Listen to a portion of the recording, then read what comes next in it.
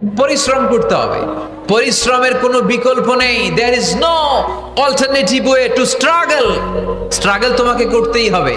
কেউ তোমাকে তোমার জন্য স্পেস তৈরি করে দিবে না। এই পৃথিবীতে কেউ কাউকে জায়গা দেয় না, এই পৃথিবীতে এসে জায়গা করে নিতে হয়। চিৎকার দিয়ে বলো ঠিক কিনা। হুঙ্কার দিয়ে পৃথিবীবাসীকে জানিয়ে দিতে হয় আমি এসেছি। মায়ের পেট থেকে যখন আমরা বেরোই, আমরা কি বলি? ওয়াও ওয়াও বলে নিজের অস্তিত্বের জানান দেই যে আমি এসেছি, এই পৃথিবীতে আমি জায়গা করে নিতে এসেছি। Life is not a bed of roses.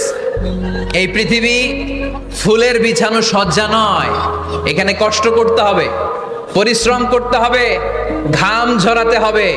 পরিশ্রমের ঘামে যে লোনা পানি থাকে, ওই লোনা পানিতে জন্ম নেয় সফলতার বীজ। এজন্য পরিশ্রম করতে হবে। সব নবীরা পরিশ্রমী ছিলেন, সব নবীরা কাজ করেছেন।